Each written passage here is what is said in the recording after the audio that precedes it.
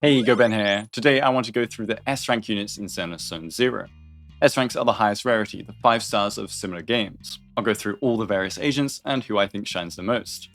Today's video is sponsored, that's why it's on this channel, so go check out Guoba Uncertified if you want my ZZZ content. I've made a few guides already. Anyway, let's begin. I'll first be starting with Von Lycaon. Stun characters are essential to the core gameplay loop in ZZZ, and Von Lycaon being the currently best stun unit helps a lot. Not only are his attacks very powerful, he also brings some extreme damage amping power to the team. Lycaon is currently the only agent in the game that can increase the stun multiplier. The stun multiplier is the damage increase your team gets versus enemies that are stunned. It has a base most of the time of 150%, and this can vary depending on content, but Lycaon's additional ability increases this by 35%. So from 150 to 185%, you'll get a 1.23 times damage boost to your team. If you're rocking Ellen or perhaps aiming for a future ice DPS, Lycaon also reduces enemy ice res by 25% for a whopping 30 seconds, and this is another 1.25 times boost to ice damage.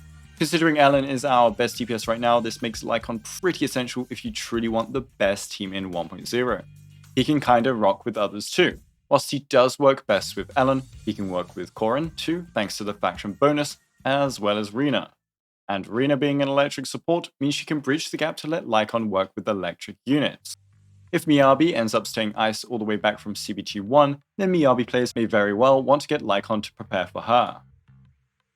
Next, let's talk about Ellen. Ellen is our premier DPS. She's the best DPS in 1.0, and even with Zhu Yuan coming soon, Ellen has the stronger baseline team with 2 insane units, whereas Zhu Yuan currently lacks options. But maybe that's what 1.1 units will look to fix. Either way, Ellen is just very powerful and luckily also very fun. I love, for example, running around with her in the roaming state, running circles around enemies. Her playstyle consists of generating and then consuming flash freeze charges, and she can do this in many different ways. They enhance her abilities and strengthen them to crazy heights.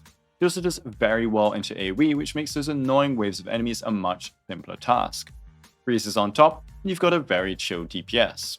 If you're looking for a strong DPS, but also one that introduces new playstyles and combos, Ellen is an amazing pickup. And if you're having problems with currency too, Zenless Twitter recently announced a free multi-worth of Polychrome, and maybe we'll get even more in the upcoming days. All you gotta do is log on, and if you haven't started the game yet, you'll be able to get these very early on, and it will last until the end of version 1.0. For an Ellen team, opt for Sukaku, Lycaon, Ellen, with Lycaon being replaceable with other stun units if you don't have him. So from best stunner to best DPS. And what about support? The thing with supports is because of how powerful they can be, they're all great investment choices. Rina, Nicole, Lucy, Sukaku all have great kits. Rina's looks to get better once we have more sources of pen ratio. Nicole when Zhu Yuan drops, and Lucy being able to buff the whole team means for some very high team damage in multi-DPS compositions. As for Rina, she is core to the current best shock team, which is also meta. She not only increases shock duration, but also electric damage, and then provides pen percent ratio on top. She just brings a lot of cool benefits. Pen ratio is like ignoring enemy defense, and this boosts both kit damage and anomaly damage, meaning every type of DPS in the game will be shining. This is fantastic for the Grace, Rina, Anton team. Grace's shocks are empowered and their duration is lengthened. Anton's crit-based damage goes even higher, and he can detonate even stronger shocks. Rina doesn't just stop there though. The pen ratio being so strong and the power of supports in general means she can be plopped in many teams. Victoria Housekeeping means again she can pair with Korin, and she can be paired with Lycaon for Ellen teams, replacing Sukaku if for some reason you don't want Sukaku. And since her bonus is only really useful in full shock teams, as long as your main DPS has a second unit that gets their additional ability working, she can really go anywhere. Also, as we get more pen percent ratio units and def percent reduction debuffs, Rina's power will only increase. This is because, similarly to Star Rel, pen ratio stacking leads to a stronger and stronger increase, though it's not the exact same. Her long animations aren't even a problem, as most of them can be cancelled with a swap. I think Grace is a really cool unit too, due to how her kit was designed. She is the most quick swappy DPS of them all, and functions more as a sub DPS. This means her kit is inherently less susceptible to power creep for now, though they could just release 5 electric units back to back and I'd be eating my words. Anyway, she comes in, does combos, unleashes her grenades, and swaps out. This is all very fast, and even at full energy, I reckon she'd take under 10 seconds when looking at her frame data. Her anomaly application is insanely high and leads to very consistent shocks. Pair that with high anomaly proficiency and attack, and you have a high damaging damage dealer with no effort at all in building or using her. She is amazing for that shock team from before, but also I reckon she can be essential for future disorder teams because of how easily she shocks enemies. For her teams, you could go for the regular shock team of Grace, Rina, and Ton. There's also the possibility of Grace, Rina, Piper for a disorder setup, but I haven't tested that myself. I think the more anomaly units we get, the more potential Grace will show. Zhu Yuan will be coming out later this patch, and we even get to trial her before her release. She is a very quick-paced DPS that generates enhanced shells to then consume them for big shotgun blasts. You're able to dash around constantly with her, getting into the enemy's face for large damage and moving back out. Zhu Yuan looks to be a very chill unit to use, but also has a lot of potential for flashy combos from what I have been seeing. She is very fun and also powerful just like Ellen, you can't really go wrong with either of the 1.0 units.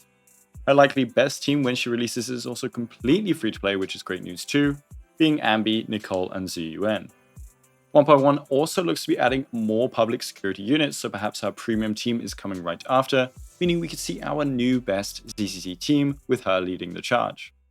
I recommend giving her a go in the story so you can see just how fun her combos and firing modes are, as well as how hard she can hit versus those troll enemies. If you want to learn more about her when she releases, I'll be doing a guide on her on my second channel, so go sub there if you want to catch that.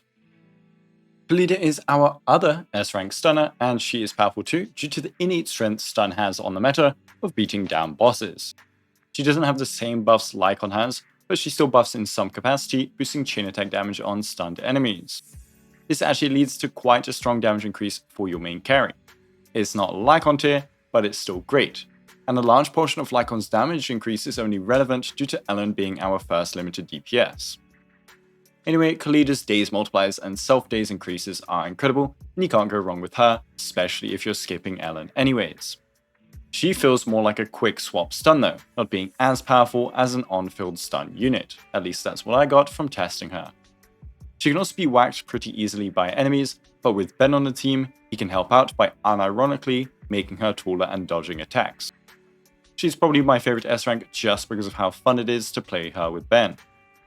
And finally, Soldier 11 and Nekomata are our standard banner attack S-ranks, so our highest rarity main DPS outside of Ellen. Both are your regular crit carries that spam out powerful attacks with not much else to it. Soldier 11 has her timing mechanic, and Nekomata has her charged dashes that can lead to some very high DPS if the RNG is in your favor. I think both are really good units to start off with, as you'll have a super comfy early game with an S-rank DPS by your side. Even more so if you're skipping 1.0 with our two limited S-rank attack units. In my opinion, Soldier 11 is the better pickup just because she is the only fire attack unit. We have Korin, Billy, and Nekomata all in the physical attack role, with Piper being a physical anomaly DPS, so the role is kinda saturated. But you can't go wrong with either, both of them boasting some very high potential DPS. For a Soldier 11 team, you have the very powerful Lucy, Ben or Koleda, Soldier 11. For Nekomata teams, you have the standard Cunning Hares team of Nekomata, Ambi, and Nicole. Both of these units also have a possible Piper team too if you're interested in that, but I haven't tested them enough personally to give my take. Let me know who your favorite S-rank is in Zenless Zone Zero, and make sure to download and try the game out if you haven't already. Very fun, starts out nice and chill, but hits you with some awesome combat when you really try in the later stages. But it's up to you, and your time is precious. Thanks for watching, and have a Guoba day.